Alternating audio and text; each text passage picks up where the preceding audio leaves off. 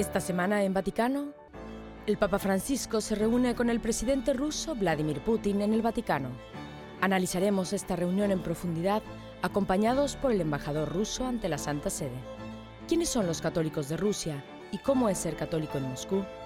Les llevaremos de nuevo a un viaje que nuestro equipo realizó a Rusia para ofrecerles una mirada desde el interior. Fulton Sheen está un paso más cerca de la canonización y el cardenal John Henry Newman pronto será declarado santo. Escucharemos directamente al hombre de referencia del Vaticano para las causas de los santos, el cardenal Angelo Becciu. Todo esto y más en el Vaticano de esta semana.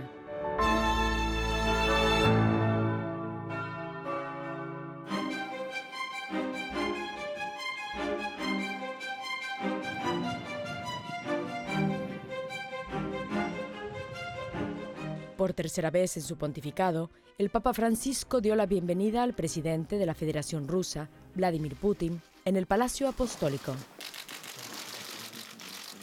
La delegación rusa estaba compuesta por Sergei Lavrov, ministro de Asuntos Exteriores, y por representantes del gobierno, junto al embajador ruso ante la Santa Sede, Alexandr Abdev.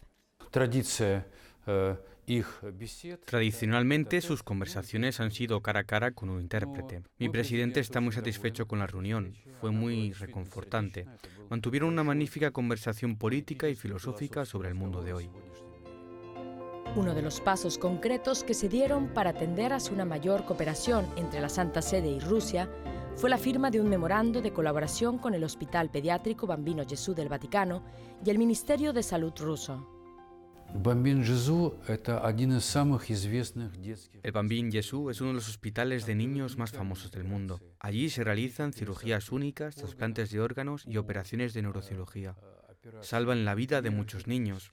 Estamos agradecidos al Vaticano por tratar a 25 o 30 niños rusos al año en este hospital. Todos ellos se recuperan y regresan a casa, gracias a Dios, sanos. La experiencia y el equipo técnico del hospital es del más alto nivel.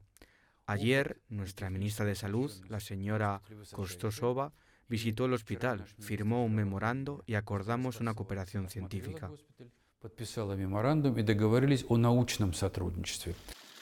Esta es la sexta vez que Putin visita el Vaticano y la tercera que se reúne con el Papa Francisco.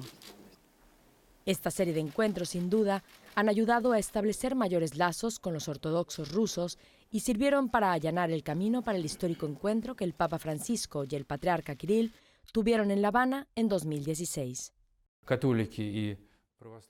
Católicos y hermanos ortodoxos, no todo es siempre fácil entre las iglesias, pero todos entienden muy bien que solo trabajando juntos ambas iglesias pueden superar los nuevos riesgos y amenazas que nos llegan en el siglo XXI. En primer lugar, riesgos y amenazas tales como la destrucción de valores morales como la impiedad o la anarquía, tanto la anarquía espiritual como la anarquía moral. Pero creo que la cooperación entre ambas iglesias y entre nuestros países nos ayudará a protegernos de estos peligros.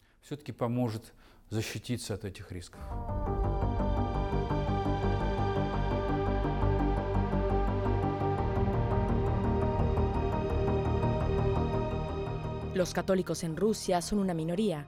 Son solo el 0.5% de una población total de aproximadamente 145 millones de personas. Hoy en día, la Iglesia puede operar libremente y en los últimos años ha disfrutado de la devolución de muchas iglesias confiscadas por los soviéticos. Sin embargo, el proceso aún no ha concluido. Los católicos en Rusia esperan la restitución de la iglesia de San Alejandro en Kirov y de la iglesia de la Inmaculada Concepción en Smolensk. El embajador de Rusia ante la Santa Sede ofreció un vía diplomático para avanzar en dicho proceso. Creo que en Kirov hay una solución. Ahora sé que hay una sala muy famosa para la música sinfónica. Hay un órgano maravilloso y una acústica excelente. Así que la decisión brota de manera natural. Podemos celebrar allí conciertos de música y servicios católicos, y por lo que sé las autoridades locales están decididas a resolver de esta manera. En cuanto a Smolensk, la catedral católica está históricamente conectada con Polonia, con los católicos de Polonia y con los polacos que vienen hoy aquí. De modo que, a este respecto, cuanto mejores sean las relaciones interestatales con Polonia, más fácil será resolver el asunto de la construcción de la iglesia. La cuestión de las propiedades de la Iglesia Católica pudo haber sido planteada por el Papa Francisco durante su conversación con Putin. El momento del intercambio de regalos fue muy significativo.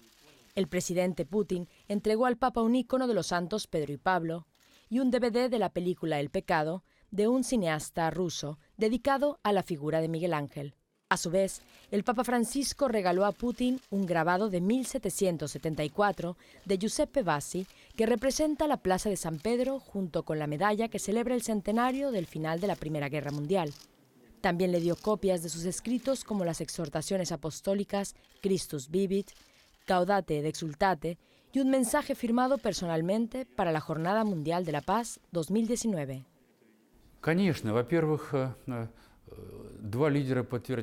Ambos líderes confirmaron que comparten la visión y evaluación acerca de la situación del mundo actual, en lo que se refiere al comercio y a su desestabilización.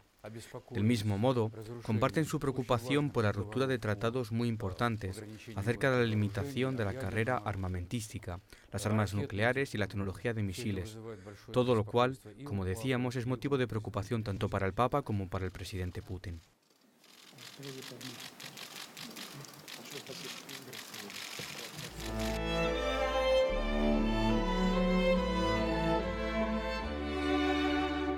En breves instantes, viajaremos a Rusia para descubrir cómo es la vida de los católicos allí.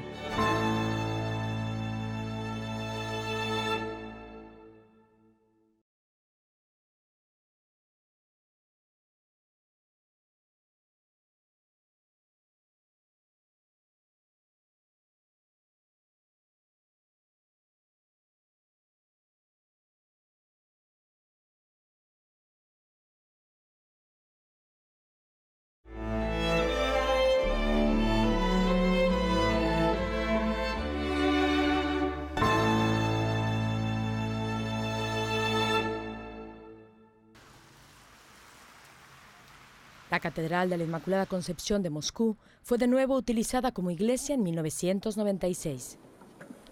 El sacerdote católico Kirill Gorbunov nos relata los detalles de la historia de esta catedral.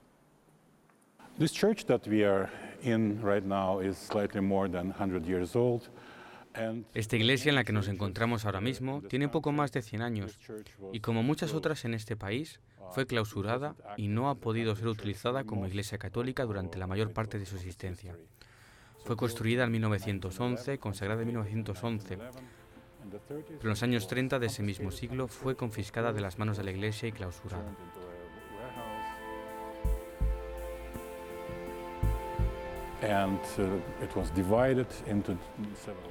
La convirtieron en un almacén y la dividieron en diversas plantas. El objetivo principal de las autoridades probablemente era arruinar esta iglesia y hacerla desaparecer.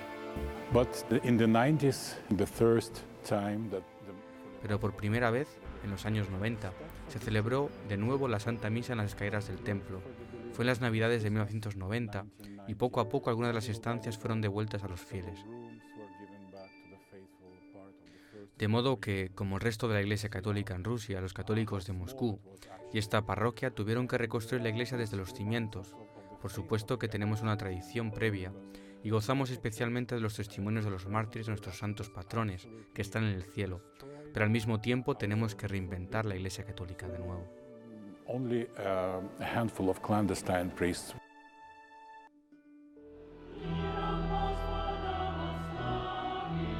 La comunidad es muy activa y encarna el verdadero significado del catolicismo. El domingo se celebran 11 misas en 8 idiomas distintos. La iglesia alberga 4 ritos diferentes: el latino, el tridentino, el oriental y el armenio. La iglesia también acoge una variedad de reuniones y conciertos. Tras 25 años en la Iglesia Católica rusa, así como 7 sirviendo como sacerdote aquí, considero que el trabajo y servicio que hemos realizado no ha sido solo para los propios católicos, sino que gran parte del mismo también ha sido para la Iglesia Ortodoxa. Nuestra particular iglesia local no está únicamente para atender a los católicos de aquí, sino que también servimos como representantes de toda la Iglesia Católica Romana, de toda la Iglesia Universal. Este diálogo es vital para lograr una verdadera comprensión de la realidad católica. Los siguientes jóvenes participaron en una misa para la juventud. Tengo amigos ortodoxos. Nos felicitamos mutuamente en nuestras perspectivas navidades. La Semana Santa a veces coincide y otras no. Pero es bueno que estos últimos años, tanto los ortodoxos como los católicos, hayamos empezado a simpatizar los unos con los otros. De hecho, ha empezado a haber un diálogo y se ha ido consolidando una relación amistosa entre nosotros. Oleg, amigo de Maskin, apunta que su padre y su madre son respectivamente ortodoxo y católica y que guarda la esperanza de que la Iglesia vuelva a unirse de nuevo. Pienso que en el siglo XXI, cada cual es libre de escoger su propia religión, pero es cierto que algunos de mis amigos y compañeros se quedan sorprendidos al oír que soy católico, porque no lo entienden. Se preguntan que quiénes son los católicos y al no dar una respuesta, los asimilan a los paganos o a gente del estilo. En pocas palabras, si nosotros los cristianos seguimos en comunión los ejemplos de la vida de los santos, se logrará una verdadera unidad.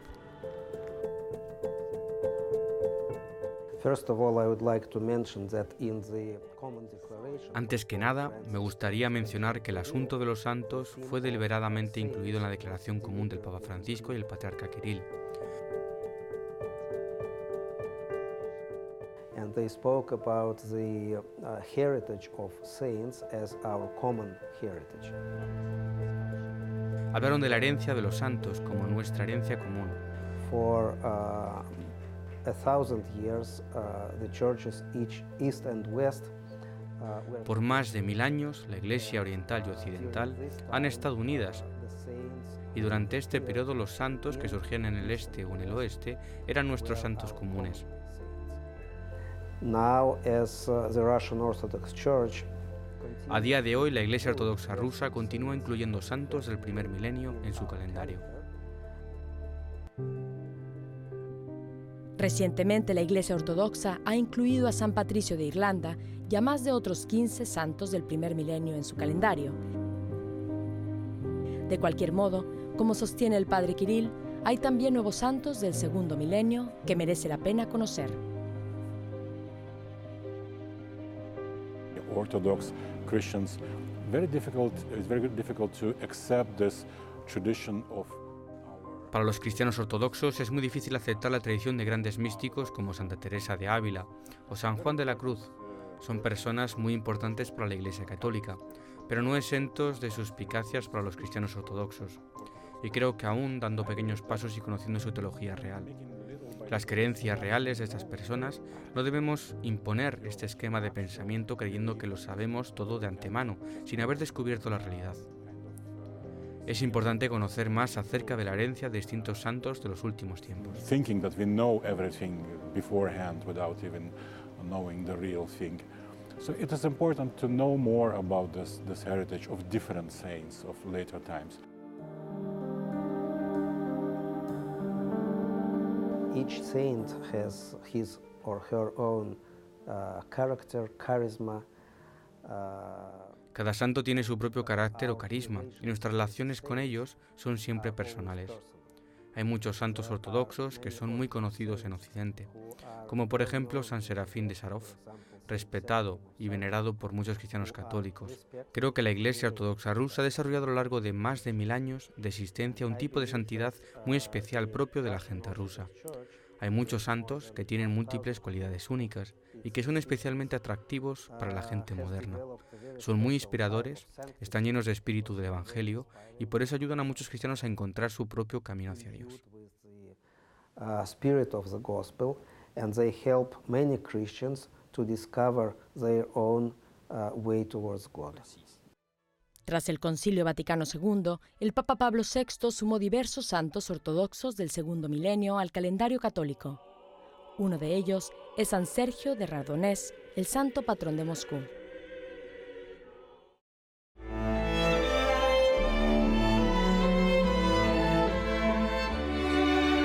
Tras una breve pausa podrán saber más acerca de cómo convertirse en santo gracias al prefecto de la Congregación para las Causas de los Santos.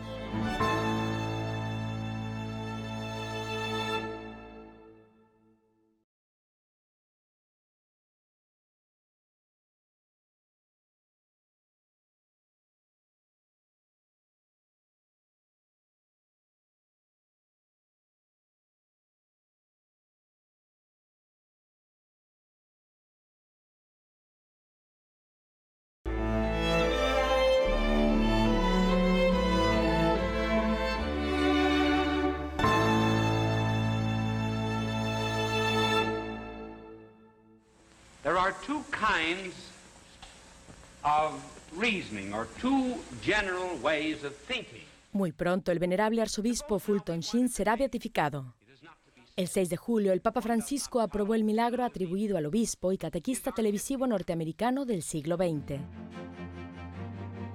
El decreto de la Congregación Vaticana para las Causas de los Santos describe el milagro de la inexplicable recuperación de un niño nacido muerto en septiembre de 2010 en la ciudad de Godfield, en el área de Peoria, Illinois.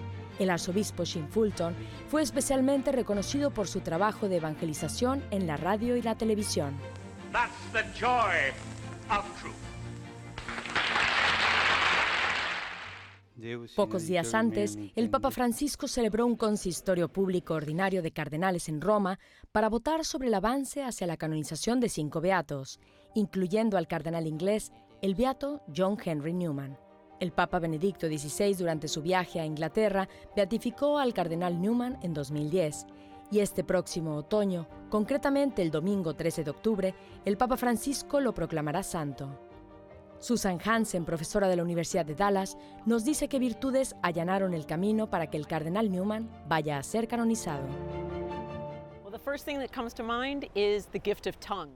Bueno, lo primero que me viene a la mente es un don de lenguas, porque el cardenal Newman conocía la retórica clásica, al igual que las grandes obras literarias en inglés de Shakespeare, Milton o las de los poetas del siglo XVIII, por lo que realmente pensó mucho acerca de la manera de conectarse con los diferentes públicos.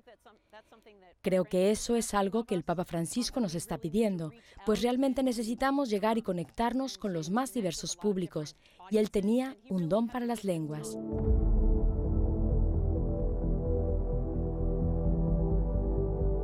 So, after 300 years of the Protestant Reformation, después de 300 años de la Reforma Protestante, la figura de Newman habla de una segunda o tercera primavera en el catolicismo anglosajón.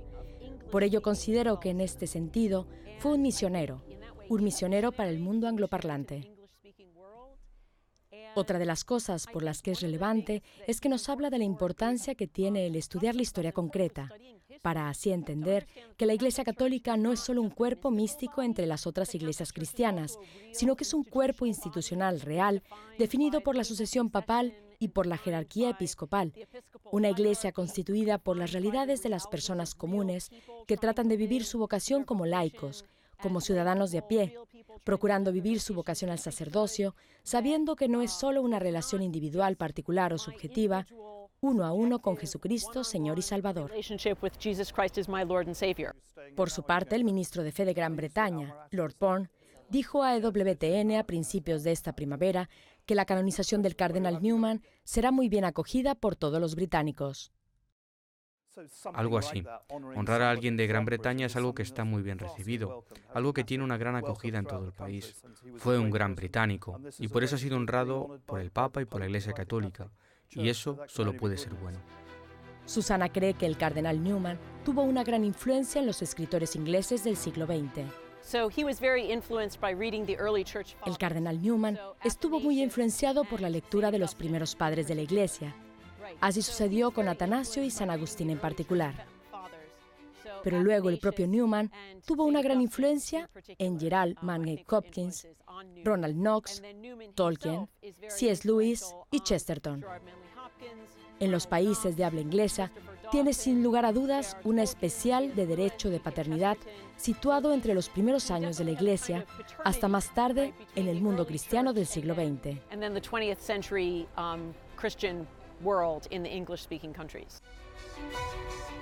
Para aquellos que no están familiarizados con las obras del cardenal Newman, Susana recomienda comenzar con su relato autobiográfico, Apología de Pro Vita Sua, pues leyendo esta obra queda claro por qué el cardenal Newman se convirtió al catolicismo.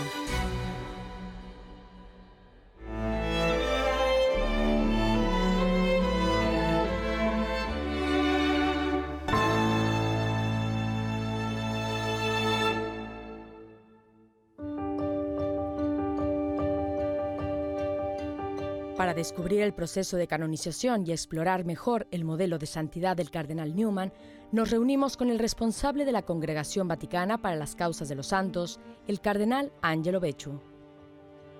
Il beato John Henry Newman Nacque in Inghilterra, a Londra, il 21 aprile 1801. Il modello di santità di Newman. El modelo de santidad de Newman es un modelo para aquellos que honestamente han buscado la verdad. Eso es lo que yo diría. Hizo prevalecer el sentido de su conciencia para luego emprender un viaje de descubrimiento de la verdad. Fue primero anglicano, para después, gracias al estudio y a la oración, darse cuenta de que en la Iglesia Católica encontraría la plenitud del modelo de iglesia que Jesucristo había planeado. Por lo tanto, antes y después, fue un hombre que vivió coherentemente, ya que cultivaba la primacía de la conciencia. Me gustaría preguntarle, Su Eminencia, acerca de la estructura de esta congregación para los santos y cómo es su funcionamiento. Funciona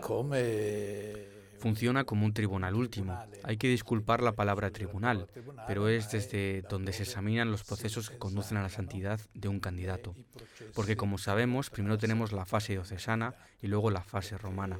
De manera que aquí llega al final de un caso, que ha pasado por tanto un recorrido, que ha podido durar unos pocos años, pero también de 10 a 20. Otros incluso pueden llegar a alcanzar varios siglos. El punto final. Es el punto final de todo el proceso que comienza en la diócesis. Luego llega aquí donde se examinan las causas. Si se trata de milagros, se considera la opinión de los médicos, después de las opiniones de los teólogos, y una vez pasadas estas dos fases, el expediente pasa a los cardenales y a los obispos. Se examinan bien todos los aspectos, y si hay acuerdo, se transmiten al Santo Padre porque es él quien decide al final. L'accordo viene poi passato al Santo Padre, perché è lui che decide alla fine. Desde el Concilio Vaticano II, ¿de qué modo han cambiado estas nuevas causas de canonización con el decreto y el llamado universal a la santidad? Dopo il Vaticano II sono aumentati anche. Desde el Concilio Vaticano II ha aumentado también el número de santos. Ya no son solo religiosos o religiosas, sino también laicos, padres de familia, médicos, jóvenes, en definitiva, la variedad del pueblo de Dios. Muchas veces hoy se habla de costos. Oímos que los gastos son demasiado altos por una causa de canonización. Incluso el Papa Francisco ha hablado de eso. ¿Pueden ser los gastos un obstáculo para avanzar en una causa de canonización? Ma io penso che ci sia troppa letteratura su questo dico. Pues no, pero sí que considero que hay demasiado escrito sobre esto de los costes. En primer lugar, nosotros como congregación no estamos implicados, porque es la diócesis la que actúa. La diócesis de los laicos, como yo digo, la asociación laica o los conventos religiosos. Ellos son los que toman la iniciativa. Luego el obispo constituye el tribunal para poder llevar adelante los casos. Y finalmente, justo en ese momento es donde el obispo debe ver las implicaciones, los costes. Eso es lo que debe hacer con los postuladores, un presupuesto. Además, está el llamado patrocinio gratuito. Si una diócesis no puede ni siquiera soportar lo mínimo que se requiere, desde aquí nosotros, con lo poco que se tiene, nos ponemos a disposición procurando satisfacer las necesidades de las diócesis, las de un convento o las que sea. En definitiva, lo que hay que ver es la bondad de la causa, porque entonces el resto se puede arreglar. Hacer todo eso, decíamos que cuesta recursos. ¿Cuánto podría costar más o menos? Sé que no son gastos que la congregación debe sufragar en su totalidad. Bueno, ahora hay una tabla que ni siquiera recuerdo bien cómo va. Pero me suena que para hacer una demanda, en total se necesitan entre 15 y 20.000 euros más. A lo largo de estos meses de experiencia como prefecto aquí en la congregación, también siendo sacerdote y como cardenal, usted debe haber desarrollado su propia visión acerca de la santidad. ¿Cuál diría que es su definición de santidad? Yo definiría la santidad, en primer lugar, diría que en un mundo descristianizado como el de hoy, es difícil hablar de santidad. Yo hablaría de modelos de santidad. ¿Quién se hace santo? A estas alturas, uno se hace santo habiendo encontrado respuesta a su búsqueda interior y fundamental. Por lo tanto, alguien que ha encontrado en la palabra de Dios la verdadera respuesta a sus necesidades. Es alguien que se ha tomado en serio esa palabra y que ha vivido con la máxima coherencia y la máxima radicalidad la vida del Evangelio. Vita del Vangelo. Quería saber si para los que no son católicos, si hay alguna posibilidad de ser santos, como fieles de otras religiones, ¿pueden ser considerados? Adesso se uno non fa parte della Chiesa Cattolica. Vamos a ver, si uno no es miembro de la Iglesia Católica, no es mi deber declarar santo a un miembro de otra iglesia, porque la otra iglesia podría decirme: ¿es que tú tienes algo que ver con nosotros? De modo que, mire, respetamos, honramos a los santos de la Iglesia Ortodoxa y al mismo tiempo enfatizamos tal vez ese ecumenismo de martirio. Aquí nos referimos al Papa Francisco. Es decir, muchos católicos ortodoxos o protestantes han dado sus vidas por el testimonio, por fidelidad a Jesucristo, y han sido asesinados precisamente por el odio, por la fe, en el odio a Jesucristo. In odio a Jesucristo. ¿Hasta qué punto puede la orientación sexual ser un obstáculo para la santificación? Se vive bene il Vangelo, Si vive bien el Evangelio, su castidad, viviendo según la voluntad de Dios, cualquier persona puede ser santa. Pero igual que aquellos que se definen teniendo trascendencias sexuales, si han vivido heroicamente el Evangelio, si han vivido su castidad, ese es el juicio de Dios. questo è il giudizio di Dio. Si hablamos de candidatos a la santificación y teniendo en cuenta su posible naturaleza política, ¿se podría considerar el hecho de que alguien esté involucrado en la política, bien positiva o bien negativamente, en cuanto a su causa? Magari ne avessimo. Bueno, si al menos tuviéramos políticos santos, es que implicaría que son hombres que viven el mayor de los intereses, hombres que viven en servicio a su país y a sus conciudadanos con gran dedicación y generosidad, y que buscan no tanto el bien propio personal o el de su partido, sino solo el bien común. Non tanto il proprio personale o del proprio partito. Muchas gracias por su tiempo. Gracias a ti, buen trabajo.